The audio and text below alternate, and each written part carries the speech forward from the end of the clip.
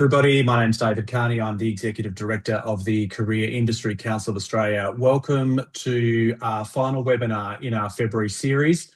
It's great to have you join us from wherever you're joining us, either in Australia or if you're joining us internationally, you are very, very welcome.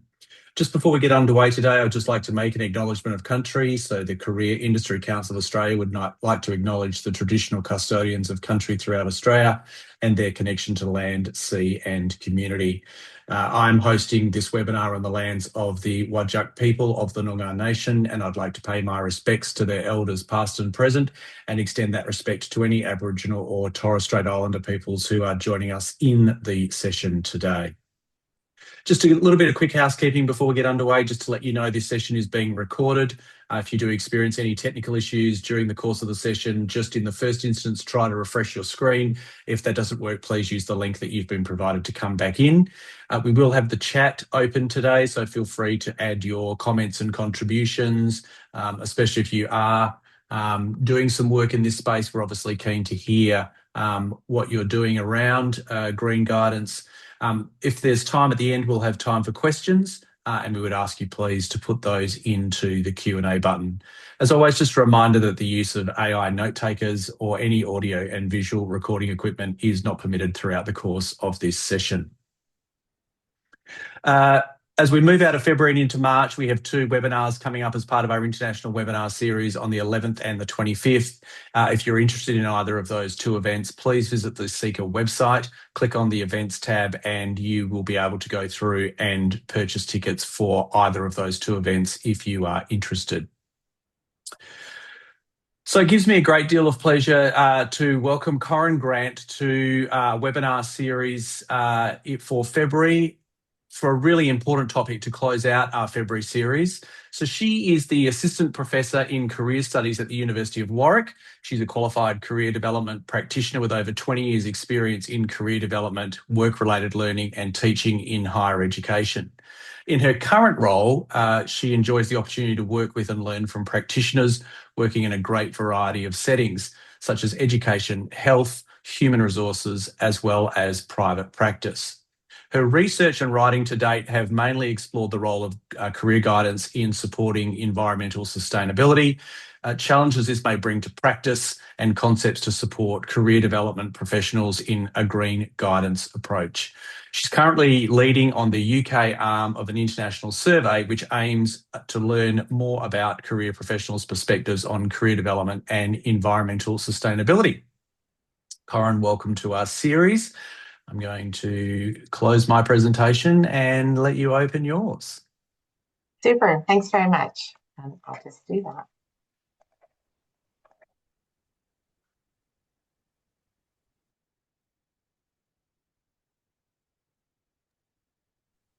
All right, can you see that okay? See it perfectly. Perfect, okay. Thank you so much for inviting me, David. Thank you to Seeker for this session. It's a great introduction. It saves me telling you a bit more about my position, so I appreciate that. And yes, I'm aiming to talk about green career guidance and try to focus a bit on what next for practitioners. So that's the topic for the session today. A little bit about me, in addition to what David has already told you. Yes, I joined the University of Warwick about 2.5 years ago, and so I teach practitioners. Recently, I became a citizen scientist. So what that means is I volunteer every couple of weeks to identify small mammals on remote cameras. And I mention that just because it was a great opportunity for me to connect with nature in a way that was sort of easy and feasible and feels like it's relevant to this topic. You might notice that although it says I've worked for 20 plus years working in higher education in the Midlands of England, I don't really sound like somebody from England. Well, you might not notice, but I don't. I am Canadian, in fact, and but I've been living and working in the UK for about 26 years now. And I think that also is relevant. Environment is really central to Canada. It's, has a huge impact on our lives, whether it's the heat of the summer or the cold of the winter. And I think that is partly also what has prompted me to be interested in this area. The QR code on the screen, if you can see it, allows you to connect with me on LinkedIn. And I would really love that because if you're interested in this space, I am really trying to make more and more connections and help each of us connect with each other on this topic. So do feel free, please, to connect with me on LinkedIn.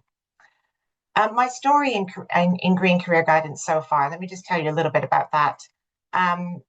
So I'm only going to talk about 3 of the items on here, one of which David's already alluded to. But a few years ago, I did a survey of strategic leaders who were working with me on a master's program. And I asked them, what role do environmental concerns have in their careers? And from that, I learned basically that it's very complicated, their feelings about that, but also that it was very important to them. And of course, there was a bit more to it than that. But that then led me on to creating a process for auditing and reimagining career guidance practice. So I created a workshop, which I delivered a couple of times. And that gave me some insights into what do practitioners think when it comes to trying to adopt a green career guidance approach. So I'll highlight some of that in this session today. And then, as David said, I'm currently leading on a survey of practitioners here in the UK, which also involves a few other countries. And I'm working on an edited book collection, and these are both in process. So again, if you're interested, if you're writing in this area, please connect with me. I'd love to hear more about what you're doing. So our aims for today, in brief, include the following. So I want to do a sort of whip smart introduction to Green Career Guidance, because I suspect most of you are already on that page. But I'm also going to talk about making the case and some of the challenges of it. And the reason for that is I think it's quite important that practitioners, that we are armed with information about making the case for it. And also, if we don't talk about the challenges, we often find it difficult to move forward. So although I appreciate you've come to this session, I am going to do some of the talking about why we would bother with this anyway. And then we'll go on to look at some approaches and tools and talk about what next. And I think we'll have time for questions and discussion. For me, one of the big aims for me is to make some connections and to learn what you're already doing in this space. So I think the learning outcomes from the session were described slightly differently. I'm going to explain the purpose of Green Career Guidance, identify approaches, assess challenges, and apply models. But I wanted to keep it in these terms as well. So I think it essentially describes the same activities. Sometimes I like to start this session with looking at this particular comic book. So this is a comic book by King Comics from America. It's a Popeye comic book on environmental careers, and it was printed in 1972. And in this comic book, if you leaf through the pages, I actually own a copy of the comic book. Popeye tells us, hey, kids, you can help make this country a better place to live and get paid well for doing it. And if you leaf through the comic book, you'll find that we haven't moved on a great deal in terms of the way we talk about environmental careers. We often still talk about it in terms of choosing a particular type of career that has less impact on the world versus another one that might have more impact. And I think it's interesting to think that these conversations were taking place in this format, sort of career-related information available to young people. And we haven't moved on a great deal in terms of the way that we frame that. Interesting, the term sustainable development was also not necessarily created in 1972, but it was when the United Nations really started to adopt that term. And it was that seems crazy that it's been so long, and yet we haven't necessarily addressed some of the key issues. So I'm aware that Sika held a session about 2 years ago, or maybe it was 3 actually, a month-long set of presentations on sustainability. Those really were an excellent place for looking at how do we make the space for sustainability within careers. And to some extent, some of those presentations were looking at sustainability in a wider sense, thinking about decent work and making sure that we have justice across work and autonomy and good pay. So this session is going to try a little bit to build on that and maybe look at where have we moved on to from there, and particularly, what can practitioners be doing in this space now? So let's start with a very brief, what is green guidance? So it assumes that climate change and climate concerns are real. It recognizes that these global warming issues will affect our ecological, our social, and our economic systems, and that these are the places where people build their careers. And so that's of real interest to us as practitioners. And of course, it then also posits that career guidance practitioners have an important role to play, given that people are building their careers in these spaces.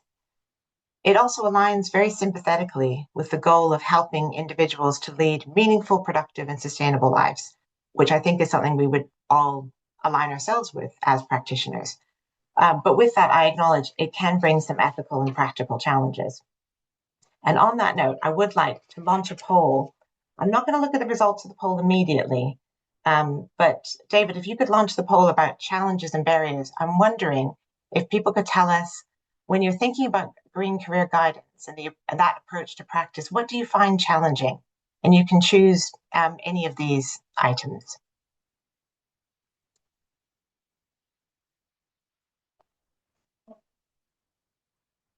I'm going to let that poll carry on if that's all right, David, and I'm going to keep talking and then come back to it in about 5 or 10 minutes. Is that okay? That's fine. Perfect. Okay. So while you're thinking and answering those questions, I'm going to talk about some of the whys of green guidance. And I think particularly this question is one that most of you will think, well, I'm already here. I know why I want to do it. So I feel like it's okay to interrupt your thinking by talking about this. So first of all, we've got some really important scientific facts which tell us that the global average surface temperature has been going up and up. This has been very well established by scientists, and we do know that this is an issue. And related to that, the National Climate Risk Assessment for Australia just last year reported a number of issues. So I've got a couple of images from concerns that were raised through that report about rising sea levels and that threatening potentially 1.5 million Australians by 2050, but also heat-related deaths and concerns around that. And I don't know, most of you, I'm sure, will remember Greta Thunberg, who's moved on to many other important political issues, including still climate change. This photo is from 8 years ago. So it's 8 years ago that she started that school strike for the climate. And again, I think it's interesting to think what has happened in the intervening period. Stockness, who writes about climate change and how we address climate change, suggests that this is the greatest failure in science communication in history. Because, as we've just looked at, we've got the facts, we know what is happening in the climate, and yet we haven't necessarily addressed it. And this slide just shows some of the progress against the different United Nations Sustainable Development Goals. This is based on aggregate data from 2015 to 2025. So what we can see on this slide is that the green represents targets that are on track or have been met. The two shades of yellow represent moderate progress or marginal progress, I should say. And then the pink is stagnation. And then we have 18% of regression, so going backwards. So it's not a very good picture in terms of meeting those goals. And I mean, that tells us a story that links back to what I've been saying about concerns about the progress that we're making. So what does all of this potentially mean? Well, we know that the direction of travel will have potentially catastrophic implications for us in terms of things such as rising prices, shortages of goods, a huge impact on our economy. And that will probably lead to some growing inequality. We expect to see further health issues. We're already seeing increasing volumes of migration. And critically, for us as career development practitioners, I think this also means that we should expect to see a shift in some of the skills that are needed, some of the types of jobs that are available, and the nature of those jobs, which essentially describes the green economic transition. So in thinking about the green economic transition, it starts us thinking about jobs and what is a green job. You'll see that the word green is doing a lot of work in this area, isn't it? Sort of describing a lot of things. And green jobs have been classified in a number of different ways. So this particular slide is a classic classification of brown, white, or green jobs. So brown jobs being jobs that damage the environment, white jobs that are not damaging to the environment, and green jobs that contribute to, preserve, or restore the environment.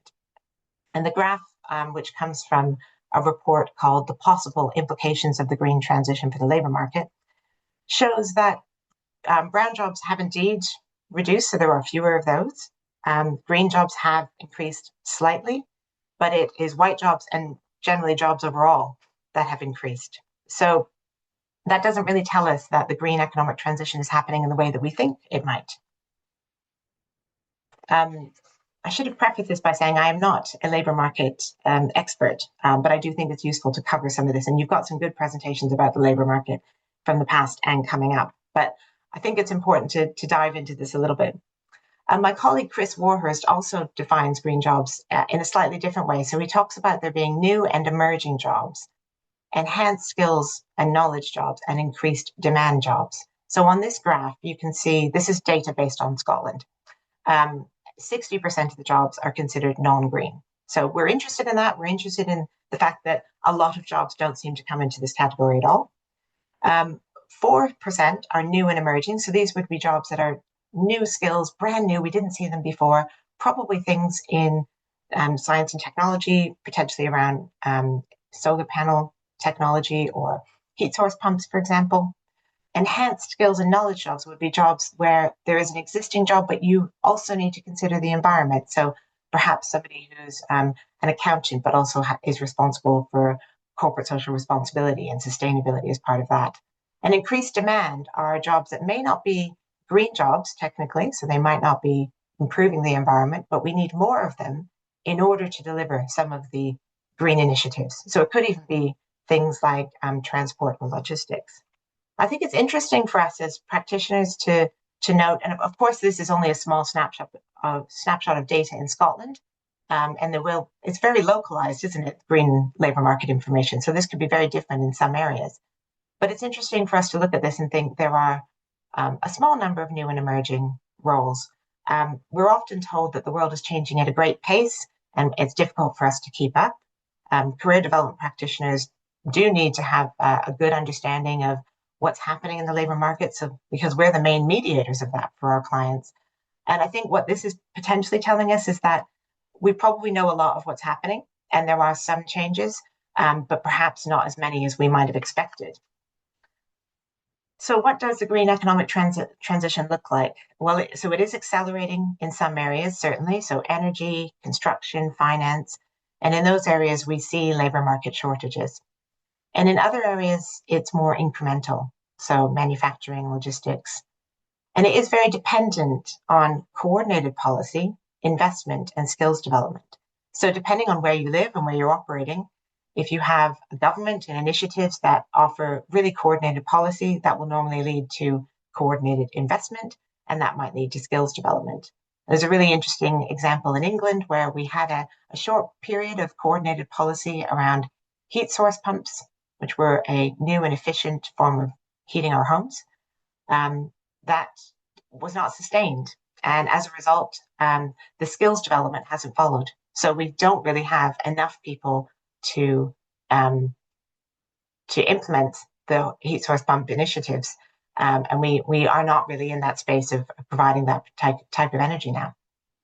How fast and fairly this transition will occur is also a really important question for us to be aware of, I think. Will it deliver inclusive, high quality employment? So that brings us back to that sort of broader definition of sustainability. And there are some clues at the moment that seem to suggest that some of this is maybe not going to be as inclusive.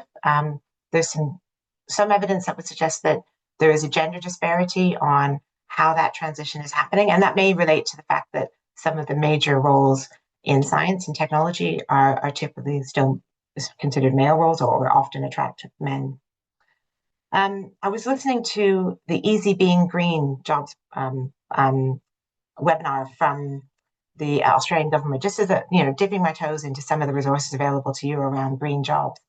And I thought it was interesting to hear a quote from Wilf Johnston. So he's from the Smart Energy Council. And in his view, looking forward into the labour market in Australia, he suggested that there's going to be a green version of everything. So we can look to the future and see a green version of everything. But of course, I think in the world in which he's working, the Smart Energy Council, you might expect that he's really experiencing that a lot. And maybe we're not experiencing that as much in other areas.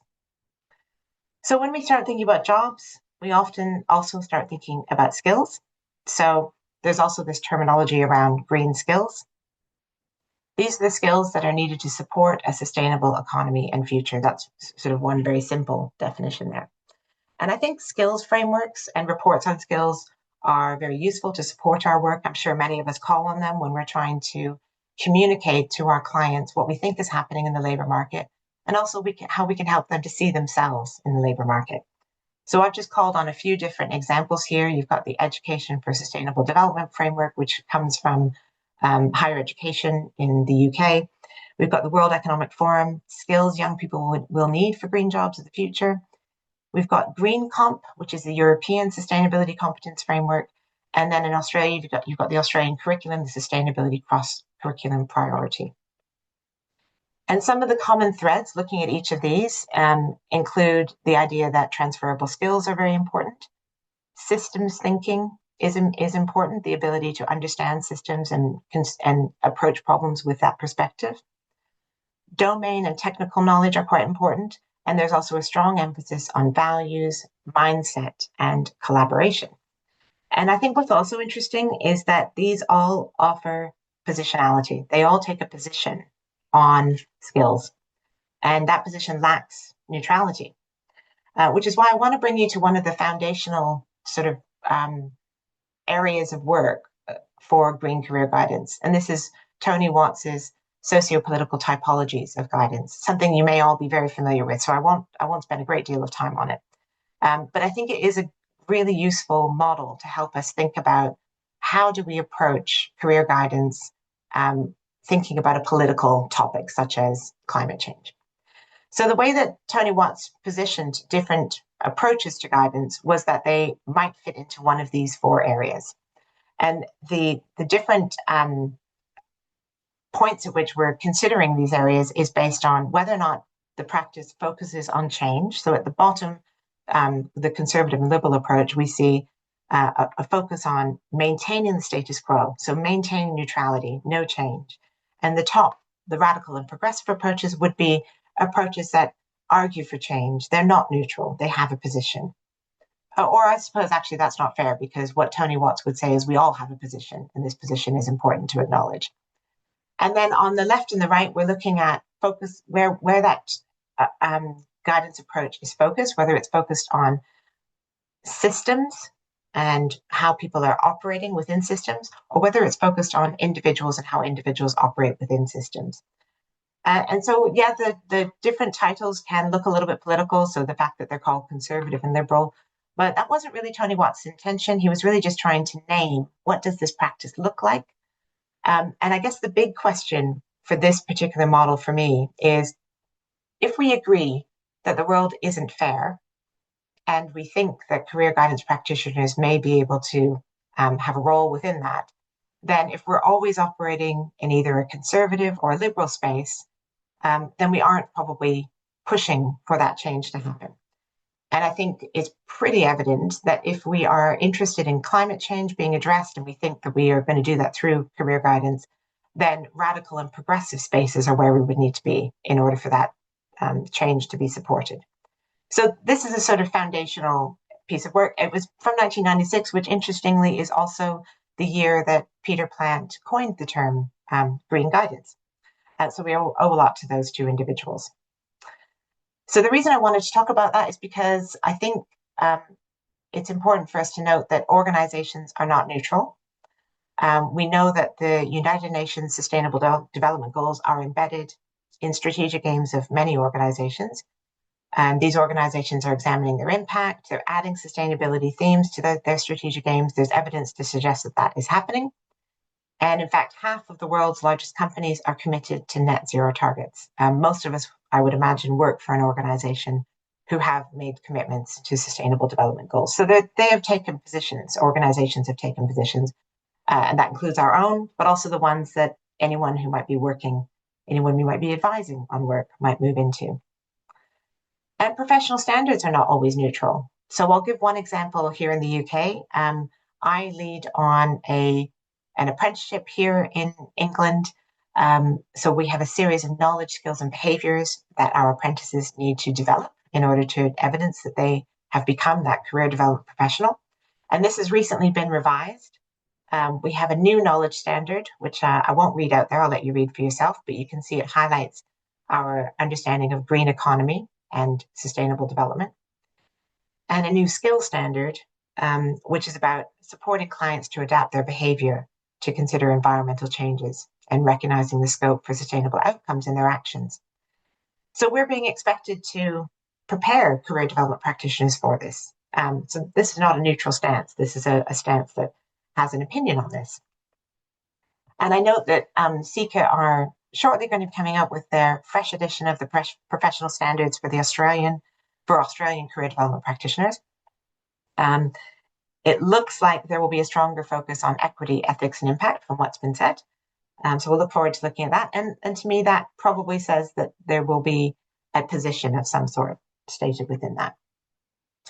If we look further at different codes of conduct or ethical policies, again, there are some that take a bit of a position. So the Global Code of Ethics for Coaches suggests that their members should be guided by their clients' interests, but at the same time, raise awareness and responsibility to safeguard things like the natural environment. And some organizations here in the UK have developed ethical careers policies. So an example here is a quote from one of those policies. It is critical to align our strategic priorities with a growing emphasis on ethical and sustainable practices in the job market. In some cases, this means when a university invites an employer onto campus, then they expect to see some of their credentials around what they're doing for the environment, or they may make choices about who attends. Or there is another example of an organization who will always ask a question on a panel of employers. There'll always be a question related to the environment, and that's part of their policy. So there's some interesting approaches here. And in summary, I think this helps us to make the case. So science tells us that the problem is important. All of the research that asks individuals about their perspectives on this tells us that people find it relevant and important to their lives, and they want to see something done about it.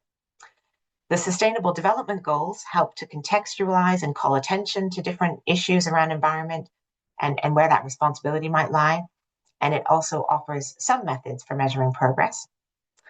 The skills frameworks that I reviewed offer an opportunity to help us to better understand and incorporate skills education into our practice and to think about that. And professional standards, codes of ethics, and conduct are, in many cases, are asking us to consider this approach.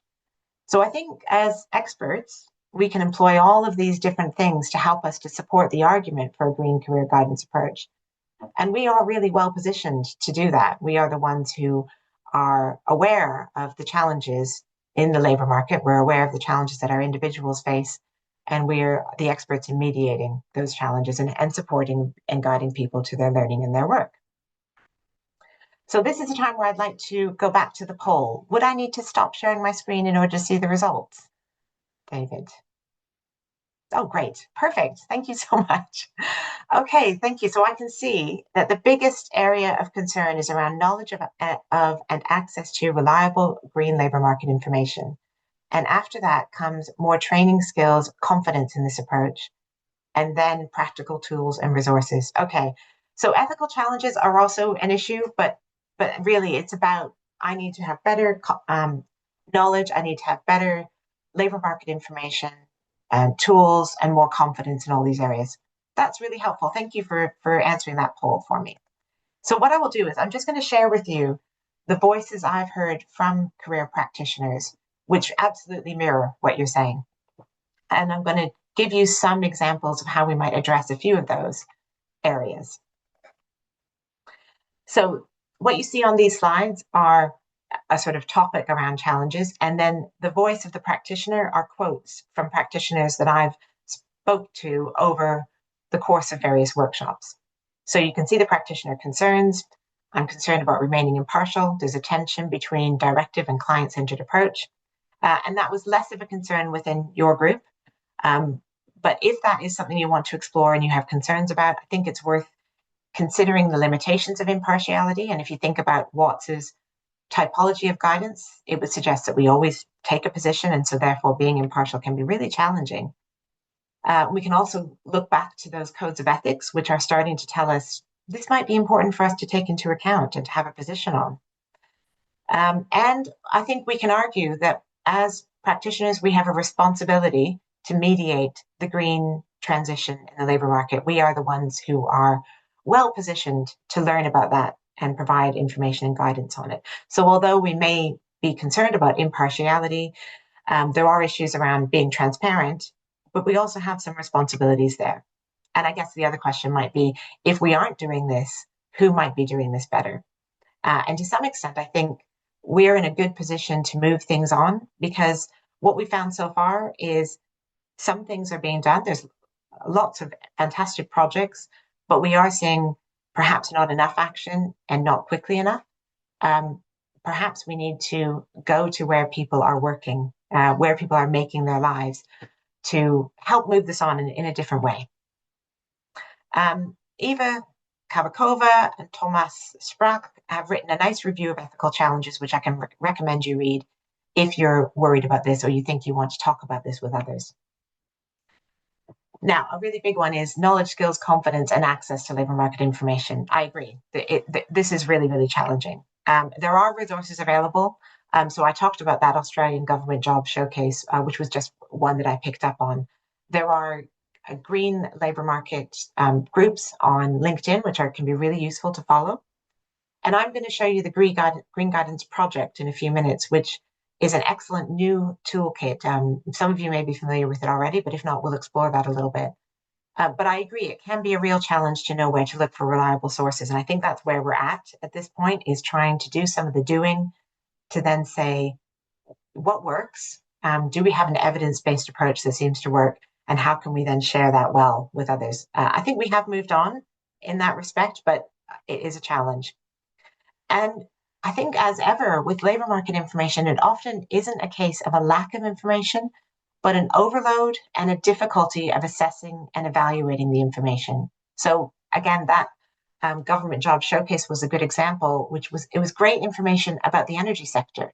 But if I'm working with individuals who are working across a broad space, that might not be enough for me. I need to know what else is happening. What can I expect them to encounter in the labour market when it comes to green careers? Networks, as I said, can really be helpful. And I would recommend, I run a little group on LinkedIn called Guiding Green Careers. It would be great if you could join that. We are international, but your own networks will be, of course, very helpful. And I think really this is a really important challenge to acknowledge. You framed it as being the most important one. We need to acknowledge and name it so that we can start looking at what are the skills that career development practitioners need, what are the gaps. And then there were concerns about approaches that were going to fit with practice and clients. So for example, people who say, look, I've got to deliver specific results, or I'm running a business and I have to compromise at times to win that business, or I've got to focus on things like outcomes. So some things to consider in relationship to this would be simply that all the surveys and reports indicate that there's a really high level of interest and engagement across all ages, across all stages with people we could be working with. So if it seems like clients aren't interested, they would be an unusual group. This includes employers who are often very committed, as we said, to sustainable development goals and targets. So one thing that can be done is thinking about those links to goals. There's often targets related to 2030 and 2050, and to think about how results are characterized. So if we're looking at outcomes around employment as being simply, has somebody reached a destination that we consider to be favorable, maybe we need to challenge what favorable looks like. If, for example, schools, colleges, and universities were challenged to deliver a green outcome, that could be really interesting, couldn't it? Like, what would happen if all of our outcomes were also measured on green impact on the world? It could be a very different set of outcomes for graduates and for school graduates. Finally, there was one around careers work isn't political for me, or I feel like green issues are really political and I don't want to be political in my work. And again, I would go back to Watts's socio-political typologies, which asks us to consider our positions and suggest that, whether we want to or not, we are occupying a political space. So this idea that we are being neutral by maintaining the status quo, Watts would suggest that's not neutral. And auditing our practice can help to surface some of these tensions. And really importantly, name them for further discussion and change. If we don't start figuring out what these challenges are, we can't really do anything about them. Okay, so what I'm going to do now is take you through just a couple of approaches. If you would like a copy of these slides, you're very welcome to email me and I'll just send them across to you. And within here, I'm going to have one slide for each of the items on this slide now. So I've got a slide about career theories that might align to green career guidance. I've got one about the workshop that I run on auditing and greening our practice.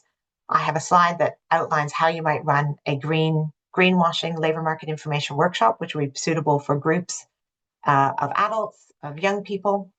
I've got a model that tries to incorporate how you might do this in one-to-one guidance.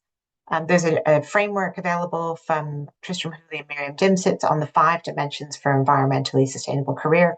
And then there are resources to explore. Clearly, I could have done a whole session just about this.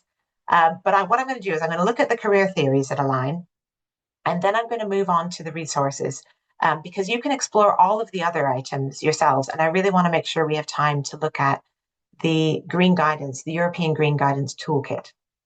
But I'll just briefly talk about career theories, and then I will go through each of the slides in brief so you can see them and follow up with me later if you want to look at any of those. Again, I won't look at all of the different potential theories, but for those of you who are qualified career practitioners or qualifying, these will all be very familiar names. So, for example, Patton and McMahon, systems theory framework, I think it aligns itself so well with the idea of addressing climate change. We know that the space we need to be working in is thinking about systems. Patton and McMahon have this context, this model of context that takes into account both the counselor and the client and tries to look at the different interconnected influences on our career. And I think a really nice additional green lens to that could be easily incorporated. It does incorporate environment already, but I see no reason why you couldn't additionally ask really challenging questions around how does your work feel when it comes to climate change, or how do you feel about the impact that it may have, or let's imagine future. So systems theory framework for me is one that links and aligns really well with green guidance. Another one is one around career anchors. I think this is often where we start from when we think about this, because we often talk about values and motivations when it comes to one-to-one guidance. We like to explore that with individuals. And this can really help to describe where you are at work in your career self-concept. So I was thinking about me as a citizen scientist. It's not what I do for paid work, but it's important to me, to my self-concept. I like that I can say that's something I do now. And it also, those values help to talk about what matters to you and why it matters to you. And clearly that can link really well with impact on the planet. Future thinking theories might help us think about Civicus or Aromani. So Civicus is career construction, for example, and Aromani is more hope-focused or hope-centered work. And that asks us to think about what might the world become. And it moves us from matching to building adaptive, future-enabled sort of approaches.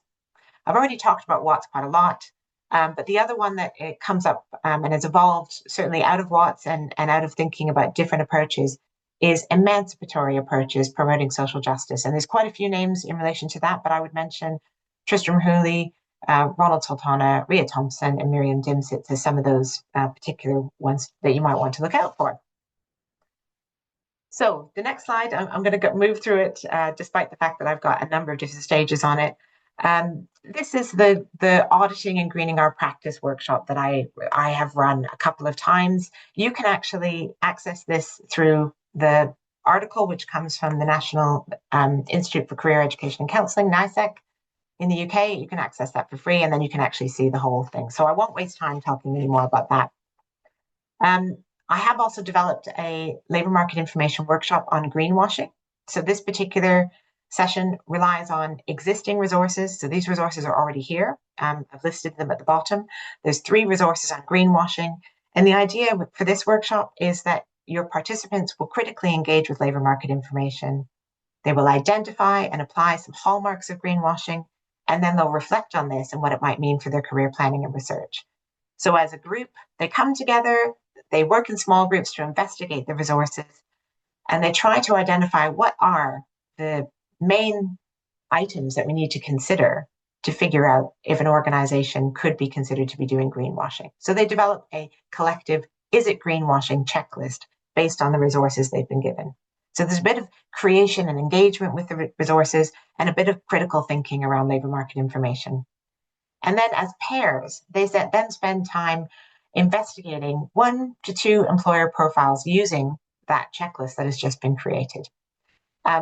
Ideally, those are employer profiles that the individuals have decided they're interested in, but if not, you can have some ready in advance. And then the pairs share what they've learned about those employers. So they're learning about employers, they're thinking about the impact of work, they're thinking about green labor market information and what they do and don't know.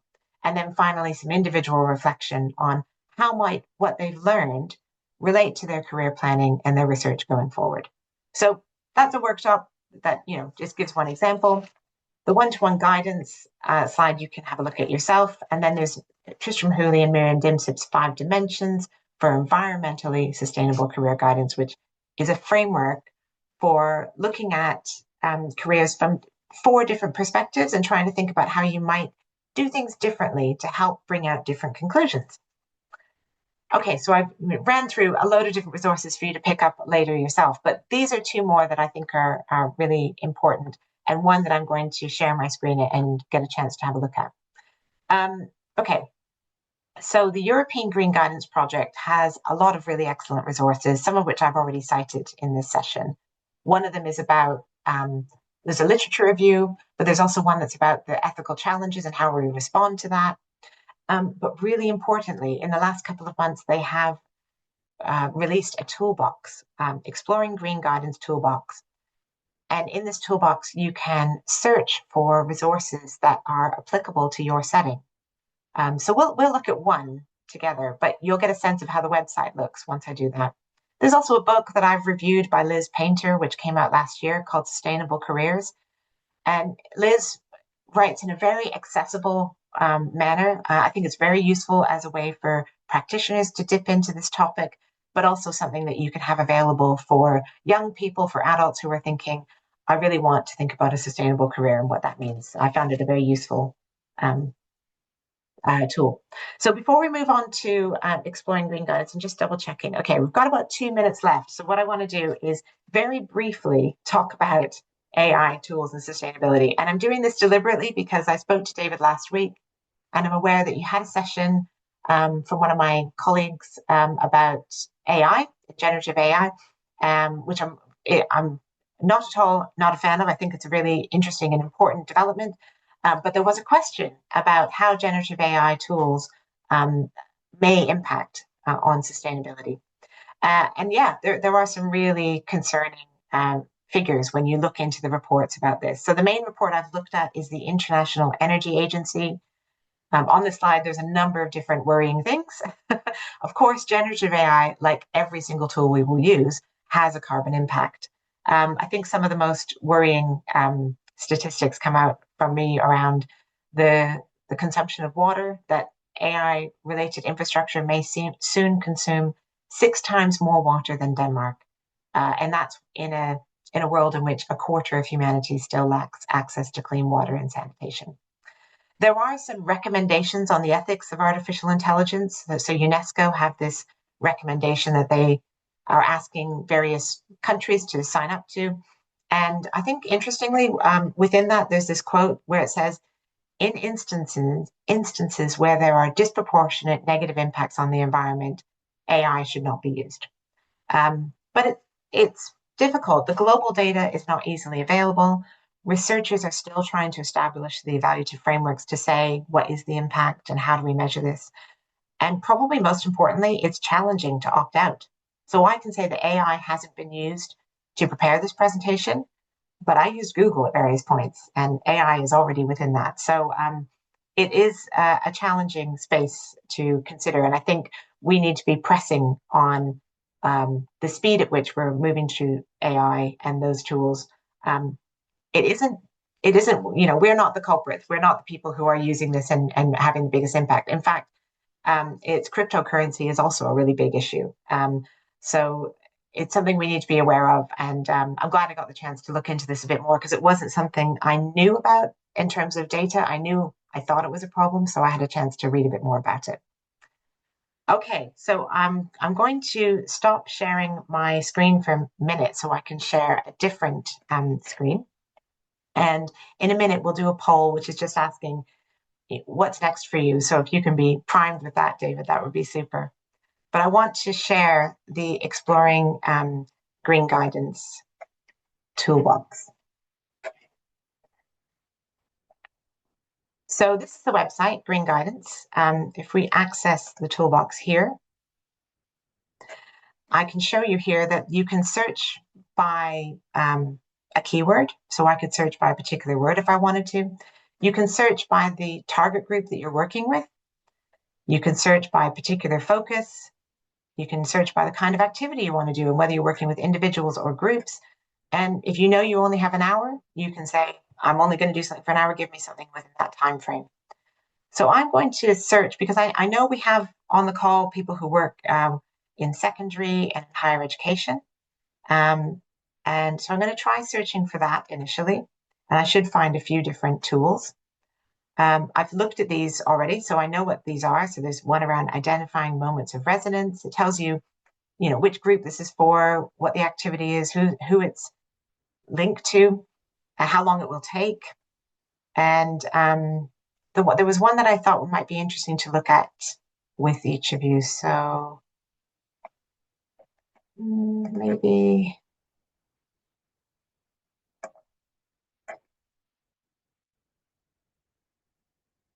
Ikigai. This is the one I was thinking of.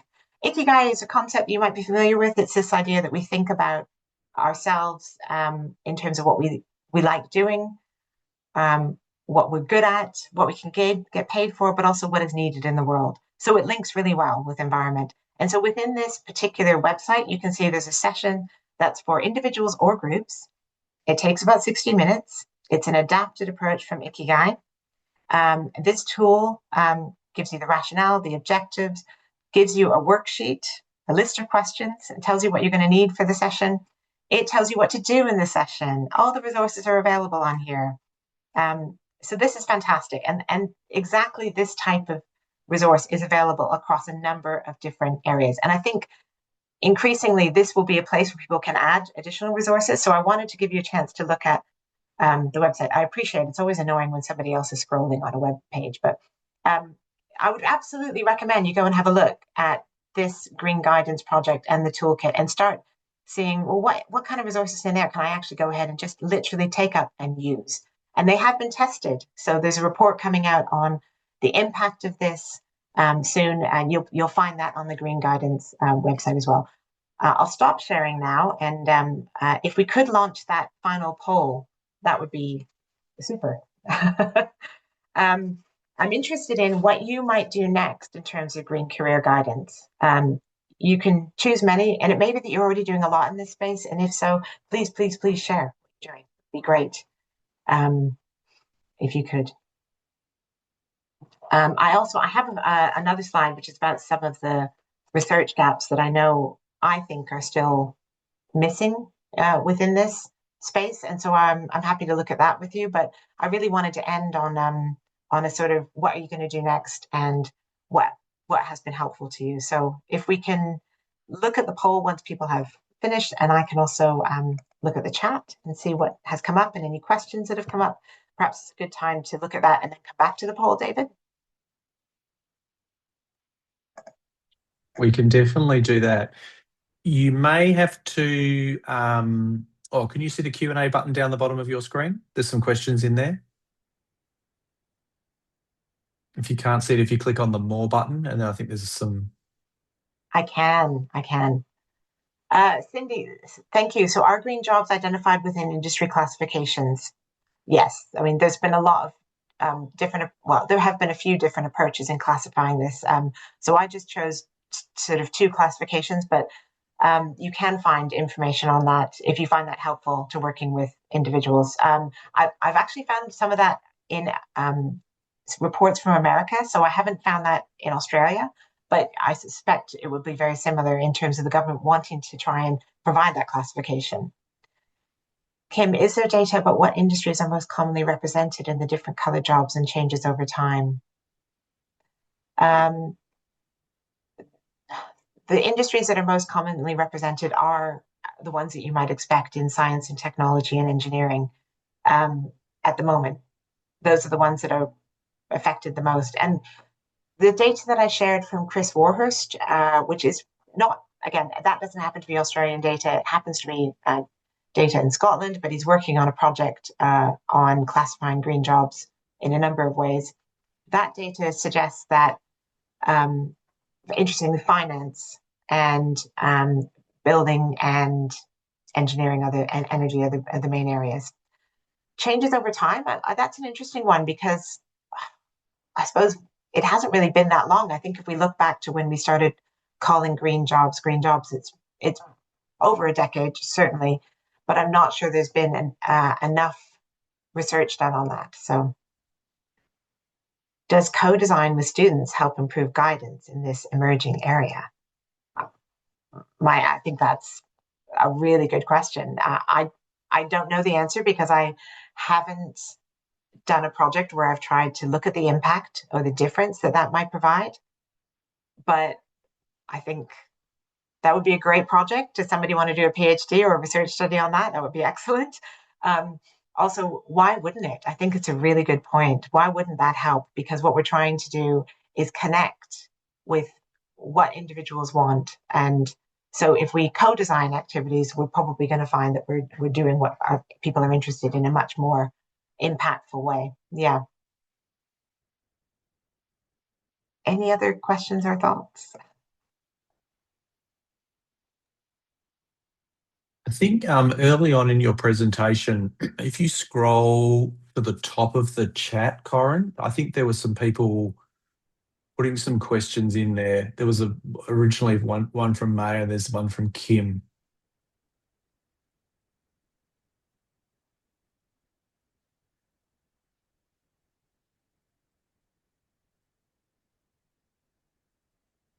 Yeah, so Maya's highlighting that, yeah, ethical challenges, but I can cope with that. But actually, it's the complexity of the sustainability or green labor market.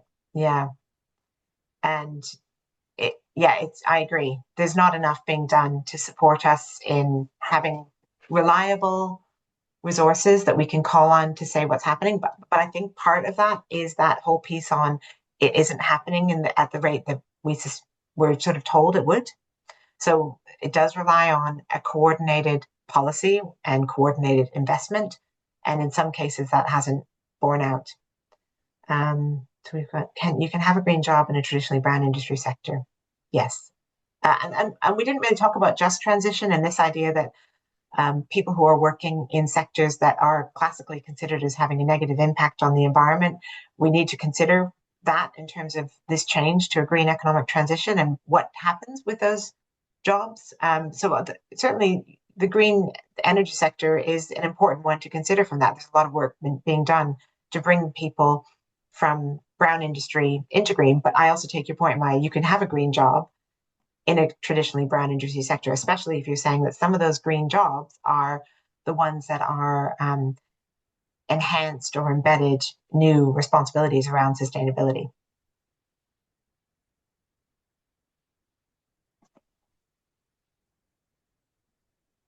Yeah, that's interesting. Mainly electrical engineers, Maya, very similar here in the UK.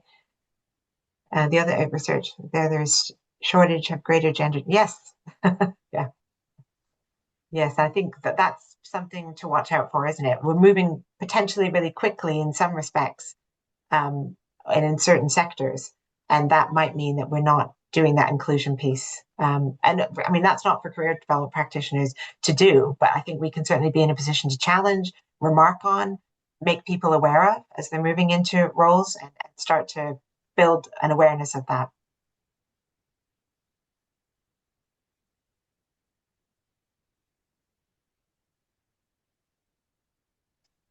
That's good to hear, Maya, that they see that link as being important. So the fact that young students around SDGs, they don't separate environment for social justice is one thing in their view. Yeah, and I think that's the way we need it to be if it's going to be an approach that's truly sustainable and incorporates not just the environment, but also thinking about decent work and thinking about poverty and that on the slide where I was going to talk about research gaps, that's probably the biggest one. Is this at the moment we don't have enough voices from global majority or people who are experiencing climate change in their communities, wherever that might be. We don't have enough research around what does green career guidance look there, what does it look like there, and how does that then help us to address other things that might be happening in relationship to that, because I think it is a social justice approach. There's a couple of questions that have just popped into the Q&A. Thanks. Cindy, have I found a difference in generations on the value of green jobs? I haven't looked at that, and I haven't found information. But I'll be honest, I'm not a big fan of that sort of generational typology. So I suppose because I resist against it myself, because I think I don't like to be put in a box. But I recognize there are genuinely shifts in the way that people are approaching work, and that is real. What I would say is all of the research suggests that everybody at every stage and every age is really interested in this and finds it to be very important. And by this, I mean climate change. So does that mean that people at different stages and ages are as open to green jobs? Not necessarily. There are, of course, if I think about the study that I did with strategic leaders, those individuals were mid-career. I think the average age was about 35 or 38. And those individuals really said, I wish I'd known some of this before I started into a career, because I would have potentially chosen a different path, one that could have allowed me to consider climate change and consider concerns for the environment as part of my career earlier. So in that respect, they're not in a position to move from where they are to what they would consider to be a green job. And that's probably because, well, I know why. I know why it is, because they told me. One of the things they said was, I have lots of other things to consider. I need to consider things like, am I going to be able to pay the mortgage? Am I going to be able to bring enough money home to feed my family? I can't just change things because I want to change them. So there's a lack of opportunity potentially. There's also a sense of like not being able to make changes because it's really complex. And then there was a little bit of thinking, my development is about me, not necessarily about the environment. So there were concerns about, if I include the environment in thinking about my career, then I may have to make some decisions that are not as welcome as I'd like them to be. So it was very interesting, but I think I haven't found research that answers exactly that question, but I hope that's illuminated a little bit of what I know on that topic. Is the Did political you, pressure to, sorry? I was just going to say, did you want to, we've probably got about 2 minutes left. Did we want to go back to the poll responses or answer that one Yes. quickly? Because I think that question's a bit difficult to answer at the moment. Yeah, I think that is difficult to answer. Let's come back to that. That's a hard one. Thank you, Chipster. But yeah, let's look at the poll. Thank you. It'd be really useful to, or really nice to see what people are doing. So, or what they're planning to do. Okay, so a lot of you think I'm not doing a lot in this space. Fair enough. Well, you came to the session, so that's why you're here. Explore the resources available. So I really hope you will. So you're very welcome to email me for the slides, and I'll send them to you. And then you've got access to a lot of different options, including a link directly to that green guidance toolkit. But there are others as well. The other one that you're building your network. So yeah, please do join our LinkedIn group. It is a private group, which means that you'll be looked at to join, and then we hold sessions every once in a while. I'm pretty sure Maya is a member.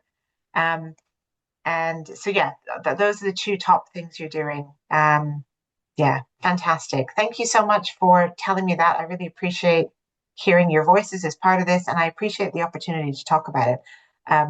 And if you want to talk more, please get in touch. Thank you, Corin, very much. Did you just want to drop, are you happy dropping your email into the chat? Of course. Just for anyone that wants to actually connect with you for those slides, because we don't actually share the slides. So if you've kindly, I hope you don't get swamped by 300 people are wanting your slides at once. So perfectly happy to be swamped. Look, can I just say on behalf of Seeker, thank you very much. Like as an organisation, I think, as I said, the webinar we ran last week on neurodiversity, it's really important for us that we shine a light on some of these areas that sometimes don't get the attention that they deserve, and also the role that career practitioners play in these areas. We know that it's important. I think you pointed out today that sometimes in the business of our life, in whatever we're doing, whether we're working in a school or private practice or in higher ed, sometimes it's difficult to switch into this. But and I suppose, to that last question that we said was difficult to answer at the moment, it doesn't make it any easier, I suppose, when you've got, one of the largest countries in the world saying that climate change doesn't really exist and so forth. So it does make it challenging. But, we do know that if we read the science and we understand the science, that, the change is definitely happening. But I suppose there's so many other factors at play that work against us in the roles that we're trying to do as well. But it's a great challenge. But I think that's not a reason for us to sort of throw our hands in the air and say, oh, it's all just too hard, because we don't make change by doing that. So it was such a fitting way to, I think, end our series. So thank you very much for giving of your time, for getting up early to do it for us is always appreciated.